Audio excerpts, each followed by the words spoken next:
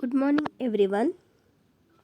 In previous class we shall discuss about the importance of atom, what is an atom and what are the importance of Avogadro number and define the atomic mass units and some problems. So now today we shall discuss about the why atom is important to us. So why is not possible to see an atom with naked eyes? So you know that.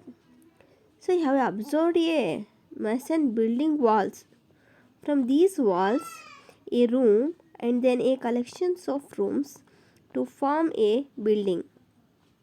So what is the building block of the huge building? So what about the building block of an ant hill? So it is a small grain of sand. Similarly, the building blocks of all matters are atoms.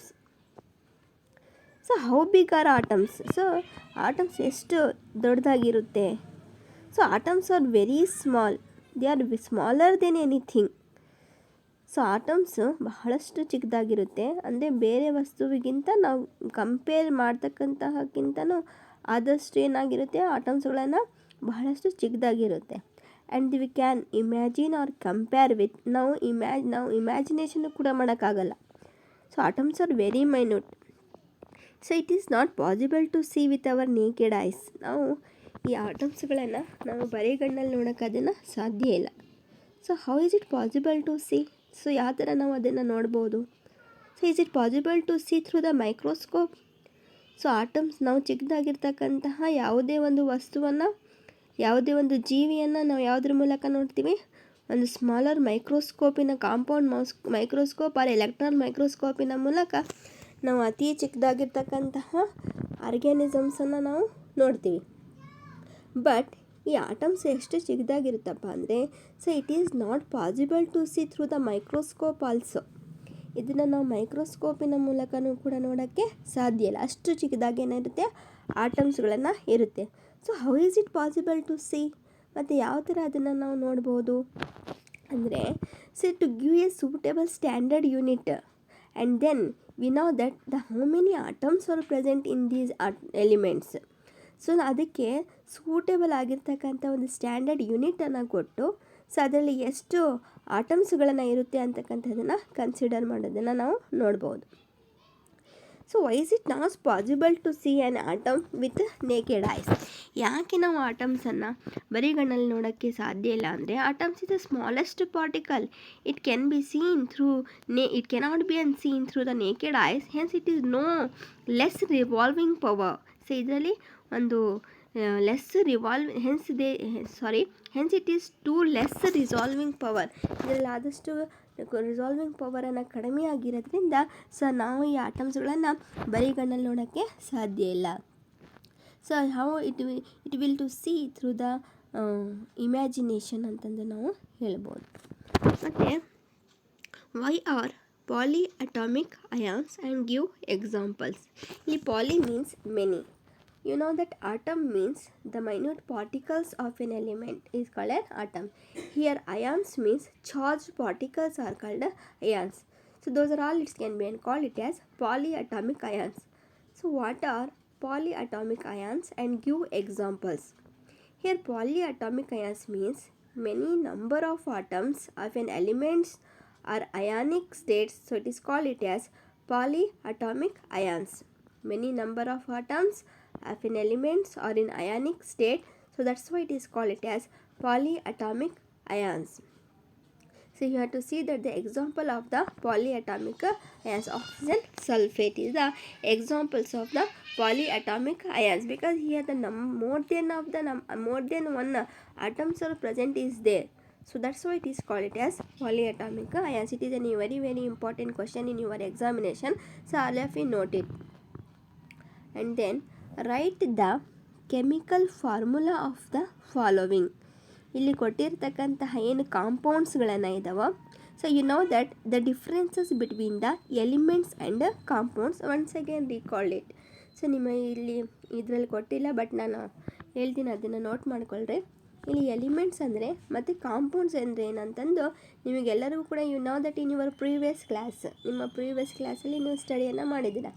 So elements are pure substance which is made up of only one kind of atom. So ಅದನ್ನು ಒಂದು pure ಆಗಿರ್ತಕ್ಕಂತಹ ಒಂದು ಸಬ್ಸ್ಟೆನ್ಸನ್ನು ಆಗಿರುತ್ತೆ. ಇದನ್ನು ಒಂದೇ ಒಂದು ಆಟಮಿಂದ ಇದನ್ನು made up, single ಆಟಮನ್ನು ಮೇಡಪ್ ಮಾಡಿರುತ್ತೆ. ಫಾರ್ ಎಕ್ಸಾಂಪಲ್ ಹೇಳಬೇಕಂದ್ರೆ hydrogen plus hydrogen H2 is the example of element.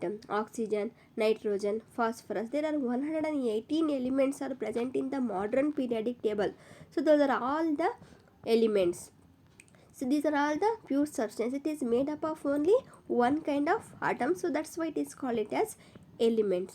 And compounds means two or more substances are combined together to form a single substance. So that's why it is called it as compound. Once again I repeat it here.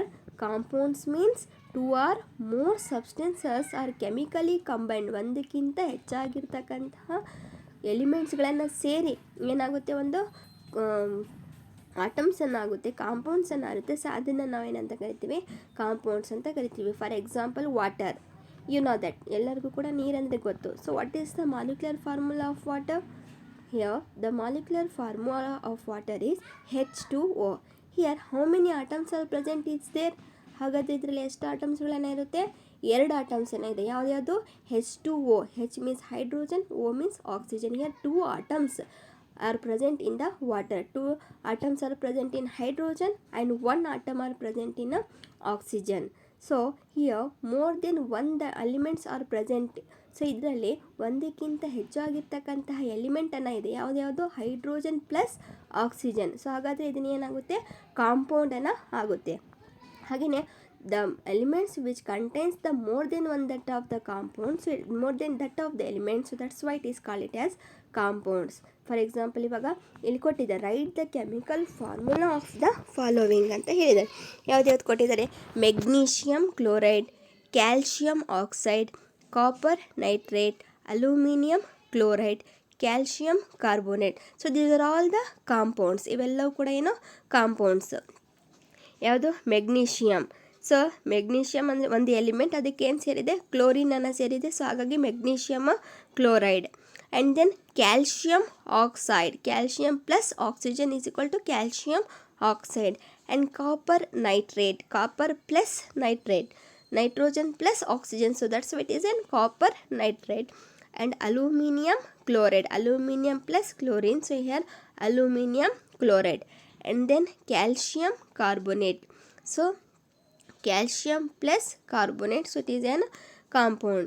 So the molecular formula of those compounds is magnesium chloride MgCl2. Here the symbol of magnesium is Mg and chloride is a Cl2, MgCl2. Calcium oxide CaO, and then copper nitrate CuNO3 into 2 is the chemical formula of copper nitrate. And aluminium chloride AlCl3, Al2Cl3 is the, ಇಲ್ಲಿ AlCl3 ಅಂತ ತಪ್ಪಾಗಿ ಕೊಟ್ಟಿದ್ದಾರೆ, ಸ್ವಲ್ಪ mistake ಇದೆ, ಅದನ್ನು ಸರಿಪಡಿಸ್ಕೊಳ್ರಿ. Al2Cl3 ಅಂತಂದು ಬರ್ಕೋಬೇಕು. The molecular formula of aluminium chloride is Al2Cl3 and calcium carbonate CaCO3 is the molecular formula of that the compounds.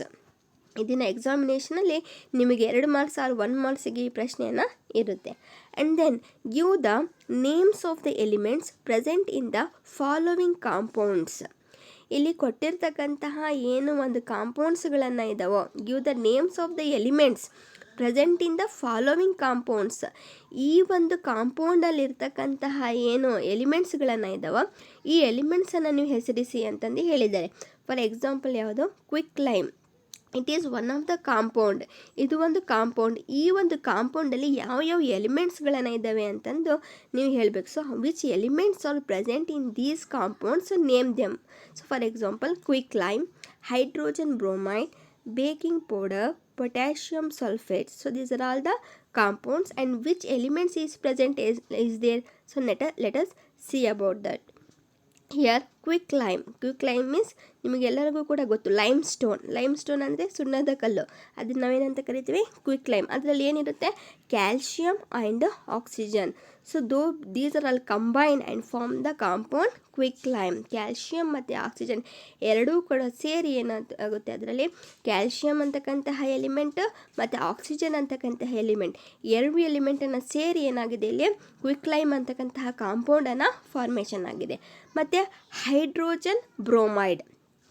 So ಈ ಒಂದು ಕಾಂಪೌಂಡಲ್ಲಿ ಏನಿದೆ ಹೈಡ್ರೋಜನ್ ಅಂತಕ್ಕಂತಹ ಒಂದು ಗ್ಯಾಸಿಯಸ್ ಎಲಿಮೆಂಟ್ ಮತ್ತು ಬ್ರೋಮೈಡ್ ಅಂತಕ್ಕಂತಹ ಒಂದು ಎಲಿಮೆಂಟ್, ಈ ಎರಡೂ ಎಲಿಮೆಂಟನ್ನು ಸೇರಿ ಏನಾಗಿದೆ ಇಲ್ಲಿ ಹೈಡ್ರೋಜನ್ ಬ್ರೋಮೈಡ್ ಅಂತಕ್ಕಂತಹ ಒಂದು ಕಾಂಪೌಂಡನ್ನು ಫಾರ್ಮೇಷನ್ ಆಗಿದೆ.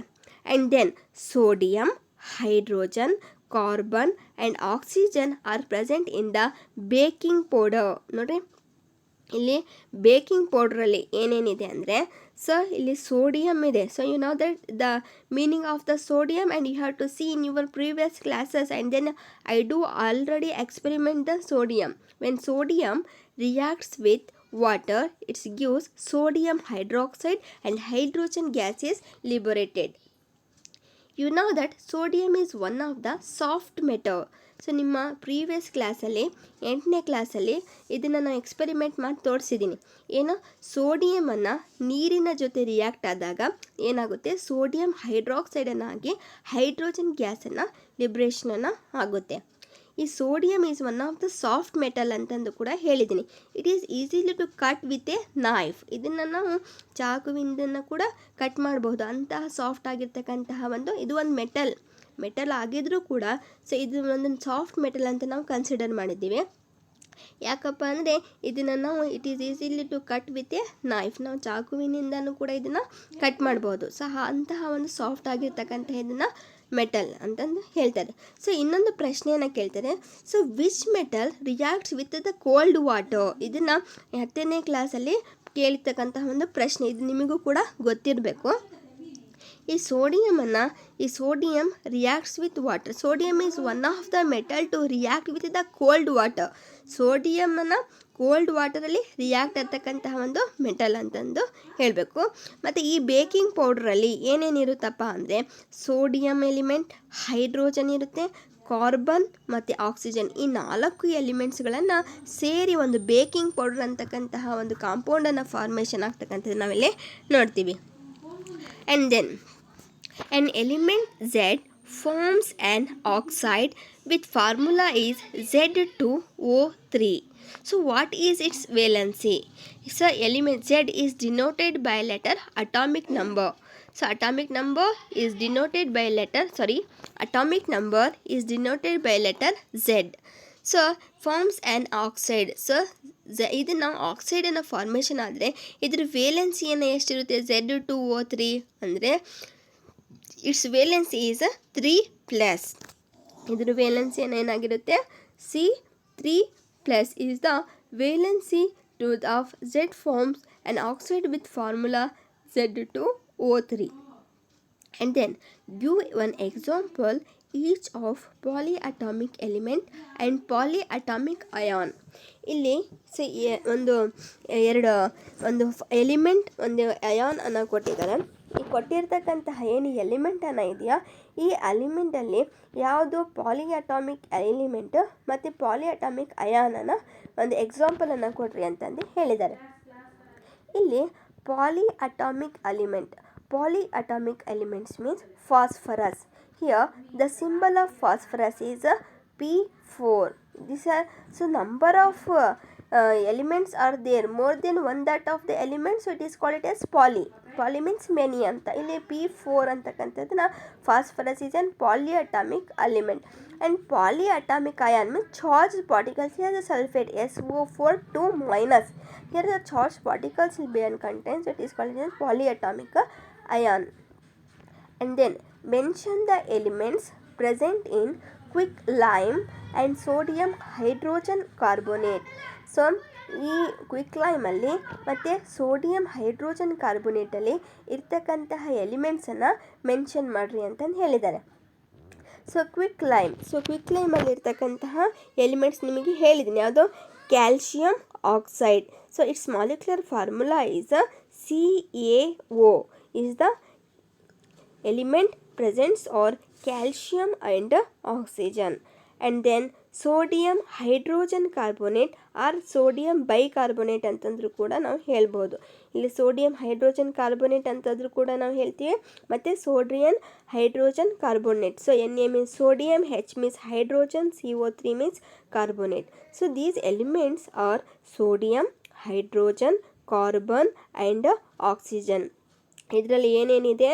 So sodium, Na means sodium. You know that the symbol of sodium is Na. Here Latin name is used and write the symbols. ನಿಮಗೆ ಗೊತ್ತಿರಬೇಕು, ಇಲ್ಲಿ ಸೋಡಿಯಮಿಂದ ಸಿಂಬಲ್ ಎಸ್ ಇಲ್ಲ, Na ಅಂತ ಇದೆ. ಯಾಕೆ ಅಂತಂದು ನಿಮಗೆ ಇಲ್ಲಿ ಕನ್ಫ್ಯೂಷನ್ ಆಗ್ಬೋದು. ಇಲ್ಲಿ ಏನು ಮಾಡಿದ್ದಾರೆ ಅಂದರೆ ಎಸ್ ಇಂದ ಸೋಡಿಯಂ ಇರುತ್ತೆ, ಎಸ್ ಇಂದ ಸಲ್ಫರ್ ಇರುತ್ತೆ, ಎಸ್ ಇಂದ ಸಿಲಿಕಾನ್ ಇರುತ್ತೆ. ಸೊ ಒಂದು ಎಸ್ ಇಂದ ಬರ್ತಕ್ಕಂತಹ ಮೋರ್ ದೆನ್ ಒನ್ ಎಲಿಮೆಂಟ್ಸ್ಗಳನ್ನು ಆಗಿರೋದ್ರಿಂದ ಇಲ್ಲಿ ನಾವು ಏನು ಮಾಡ್ತೀವಿ ಅಂದರೆ, ಸೊ ಫಸ್ಟ್ ಮತ್ತು ಫಸ್ಟ್ ಲೆಟ್ರ್ ತಗೊಳ್ತೀವಿ ಅಥವಾ ಫಸ್ಟ್ ಮತ್ತು ಸೆಕೆಂಡ್ ಲೆಟ್ರನ್ನು ತಗೊಳ್ತೀವಿ. ಸೊ ಅದು ಇಲ್ಲ ಅಂದರೆ ನಾವು ಏನು ಮಾಡ್ತೀವಿ, ಲ್ಯಾಟಿನ್ ನೇಮನ್ನು ಯೂಸ್ ಮಾಡ್ತೀವಿ. Here the Latin name of sodium is natrium. ಸೋಡಿಯಮಿನ ಒಂದು ಲ್ಯಾಟಿನ್ ನೇಮನ್ನು, ಸೊ ನೇಟ್ರಿಯಮ್ ಆಗಿರೋದ್ರಿಂದ ಸೊ ನಾವು ಸೋಡಿಯಮಿನ ಸಿಂಬಲ್ ಲ್ಯಾಟಿನ್ ನೇಮ್ ಆಗಿ ಅದನ್ನು ತಗೊಳ್ತೀವಿ. ಯಾವುದು? Na, sodium hydrogen carbonate. So elements R present in these compounds ಅಂತ ನಾವಿಲ್ಲಿ ಹೇಳ್ಬೋದು. So you know that once again it can be recalled the Avogadro number. So ನಿಮಗೆ ಪ್ರೀವಿಯಸ್ ಕ್ಲಾಸಲ್ಲಿ ನಾನು ಹೇಳಿದ್ದೀನಿ, ಇಲ್ಲಿ Avogadro number, it is a name of the scientist. Here the Avogadro number is 6.022 into 10 to the power of 23. ನಿಮಗೆ ಕೇಳ್ಬೋದು what is Avogadro number ಅಂತ. ಇಲ್ಲಿ Avogadro number ಅಂದರೆ 6.022 into 10 to the power of 23 is called Avogadro number. And then what is the molecules ಅಂತಂದು ನಿಮಗೆ ಇಲ್ಲಿ ಕೇಳ್ತಾರೆ.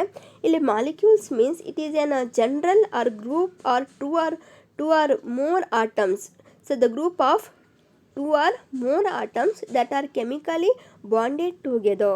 So ಇಲ್ಲಿ ಗ್ರೂಪ್ ಆಫ್ ಆಟಮ್ಸ್ ಅಥವಾ ಎರಡಕ್ಕಿಂತ ಹೆಚ್ಚಾಗಿರ್ತಕ್ಕಂಥ ಆಟಮ್ಸ್ಗಳನ್ನು ಸೇರಿ ಒಂದು ಕೆಮಿಕಲಿ ಬಾಂಡೆಡನ್ನು ಆಗಿ ಏನಾಗುತ್ತೆ, ಇಲ್ಲಿ ಮಾಲಿಕ್ಯೂಲನ್ನು ಫಾರ್ಮೇಷನನ್ನು ಆಗುತ್ತೆ. Here group of 2 or more atoms that are chemically bonded together, so that's why it is called it as molecule.